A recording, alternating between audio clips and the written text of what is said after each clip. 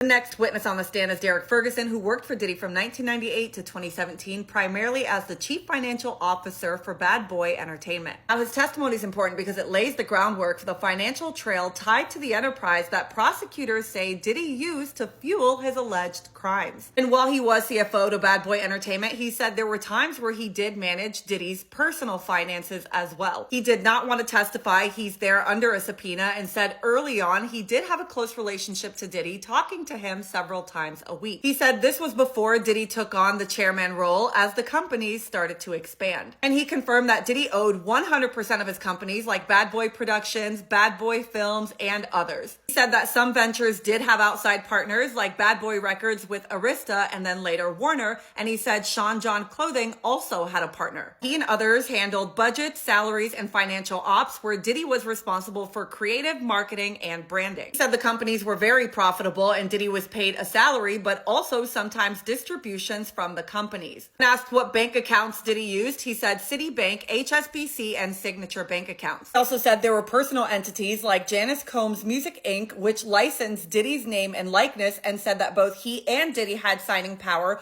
over the bank accounts. When asked what's a distribution, he said if the company was solely owned, like S Corp, the owner determines to draw down. He said Diddy had multiple Amex cards that he used for both personal and business expenses, and the companies routinely reimbursed or covered his charges. For staff who did not have corporate cards, he said they used petty cash accounts and cash advances, but also said that cash payments were an industry norm back in the early 2000s. Asked if he knew that Diddy's security team was carrying around large cash amounts, he said, I wasn't aware. He also confirmed that Diddy owned homes in the Hamptons, New York, and Miami, and they were all held in LLCs for privacy, liability, and tax reasons. He said he sometimes helped budget for Diddy's personal inflows and outflows and knew that Diddy supported other people using his personal income. This is where they took a lunch break, and remember, this is all very important because they're trying to prove a racketeering enterprise. And it's stated that his testimony will help tie the money trail, the corporate structure, and Diddy's total control over his business empire to how the alleged crimes may have been funded,